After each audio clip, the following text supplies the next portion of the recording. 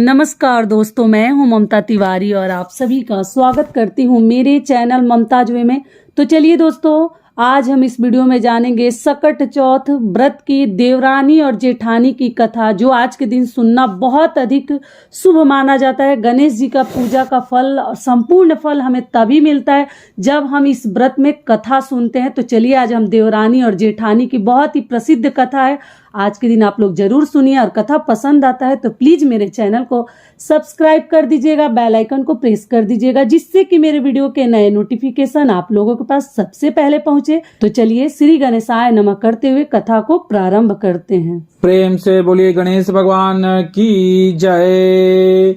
देवरानी जेठानी की कहानी। एक शहर में देवरानी जेठानी रहती थी।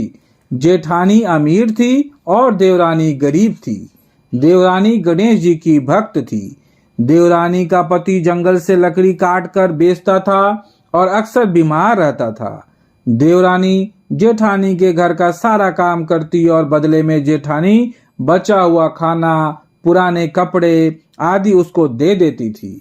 इसी से देवरानी का परिवार चल रहा था। माघ महीने में देवरानी ने तिल चौथ का व्रत किया। 5 आने का तिल व गुड़ लाकर तिलकुट्टा बनाया।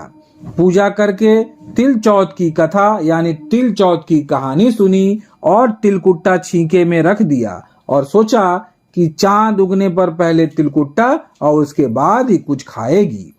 कथा सुनकर वह जेठानी के यहाँ चली गई। खाना बनाकर जेठानी के बच्चों से खाना खाने को कहा तो बच्चे बोले, माँ ने व्रत किया है और माँ भूखी है। जब माँ खाना खाएगी हम भी तभी खाएंगे। जेठ जी को खाना खाने को कहा तो जेठ जी बोले, मैं अकेला नहीं खाऊंगा, जब चांद निकलेगा तब सब खाएंगे, तभी मैं भी खाऊंगा। जेठानी ने उसे कहा कि आज तो किसी ने अभी तक खाना नहीं खाया है, तुम्हें कैसे दूं? तुम सुबह सवेरे ही बचा हुआ खाना ले जाना। देवरानी के घर पर पति बच्चे सब आस लगाए बैठे थे कि आज तो त्योहार है, इसलिए कुछ पकवान आदि खाने को मिलेगा। परंतु जब बच्चों को पता चला कि आज तो रोटी भी नहीं मिलेगी तो बच्चे रोने लगे। उसके पति को भी बहुत गुस्सा आया। कहने लगा, सारा दिन काम करके भी 2 रोटी नहीं ला सकती तो काम क्यों करती हो? पति ने गुस्से में आकर पत्नी को कपड़े धोने से मारा। धोना हाथ से छूट गया तो पाटे से मारा। वह बेचारी गणेश जी को याद करती हुई रोते रोते पानी पीकर सो गई। उस दिन गणेश जी देवरानी के सपने में आए और कहने लगे, धोने मारी पाटे मारी, सो रही है या जाग रही है? वह बोली, कुछ सो रही हूँ कुछ जाग रही हूँ। गणेश जी बोले, भूख लगी है, कुछ खाने को दे। देवरानी बोली, क्या दूं? मेरे घर में तो अन्न का एक दाना भी नहीं है। जेठानी बचा खुचा खाना देती थी, आज वह भी नहीं मिला। पूजा का बचा हुआ तिलकुट्टा छींके में पड़ा है, वही खा लो। तिलकुट्टा खाने के बाद गणेश जी बोले, धोने मारी पाटे मारी, निपटाई लगी है, कहाँ निपटे? वह बोली, यह पड़ा घर, जहाँ इच्छा हो वहां निपट लो। फिर गणेश जी बच्चे की तरह बोले, अब कहाँ पहुंचूं? नींद में मग्न अब देवरानी को बहुत गुस्सा आया कि कब से तंग किए जा रहे हैं, सो बोली, मेरे सर पर पोछो। और कहाँ पोछोगे? सुबह जब देवरानी उठी तो यह देखकर हैरान रह गई कि पूरा घर हीरे मोती से जगमगा रहा है। सिर पर जहाँ विनायक जी पोंछनी कर गए थे वहां हीरे के टीके व बिंदी जगमगा रहे थे। उस दिन देवरानी जेठानी के यहाँ काम करने नहीं गई। बड़ी देर तक राह देखने के बाद जेठानी ने बच्चों को देवरानी को बुलाने के लिए भेजा।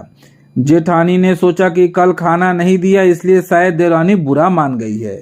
बच्चे बुलाने गए और बोले, चाची चलो, माँ ने बुलाया है, सारा काम पड़ा है। देवरानी ने जवाब दिया कि अब उसकी जरूरत नहीं है, घर में सब भरपूर है, गणेश जी का आशीष है। बच्चों ने घर जाकर माँ को बताया कि चाची का तो पूरा घर हीरे मोतियों से जगमगा रहा है। जेठानी दौड़ती हुई देवरानी के पास आई और पूछा कि यह सब कैसे हुआ। देवरानी ने उसके साथ जो हुआ वह कह डाला। घर लौटकर जेठानी अपने पति से कहा कि आप मुझे धोने और पाटे से मारो। उसका पति बोला कि भली मानस, मैंने कभी तुम पर हाथ नहीं उठाया, मैं तुम्हें धोने और पाटे से कैसे मार सकता हूँ। वह नहीं मानी और जिद करने लगी। मजबूरन पति को उसे मारना पड़ा। उसने ढेर सारा घी डालकर चूरमा बनाया और छींके में रखकर सो गई। रात को चौथ विनायक जी सपने में आए, कहने लगे भूख लगी है, क्या खाऊं। जेठानी ने कहा गणेश जी महाराज, मेरी देवरानी के यहाँ तो आपने सूखा तिलकुट्टा खाया था, मैंने तो झड़ते घी का चूरमा बनाकर आपके लिए छींके में रखा है, फल है और मेवे भी रखे हैं, जो चाहे खा लीजिए। बाल स्वरूप गणेश जी बोले अब निपटे कहाँ। जेठानी बोली उसके यहाँ तो टूटी फूटी झोपड़ी थी, मेरे यहाँ तो कंचन के महल हैं, जहाँ चाहो निपटो। फिर गणेश जी ने पूछा पोछू कहाँ। जेठानी जी बोली मेरे ललाट पर बड़ी सी बिंदी लगाकर पोछ लो। धन की भूखी जेठानी सुबह बहुत जल्दी उठ गई। सोचा घर हीरे जवाहरात से भर चुका होगा, पर देखा तो पूरे घर में गंदगी फैली हुई थी, तेज बदबू आ रही थी, उसके सिर पर भी बहुत सी गंदगी लगी हुई थी। उसने कहा गणेश जी महाराज, यह आपने क्या किया, मुझसे रूठे और देवरानी पर टूटे। जेठानी ने घर की सफाई की, परंतु गंदगी और ज्यादा फैलती गई। जेठानी के पति को मालूम चला तो वह भी बहुत गुस्सा हुआ, बोला कि तेरे पास इतना सब कुछ था, फिर भी तेरा मन नहीं भरा। परेशान होकर चौथ के गणेश जी से मदद की विनती करने लगी।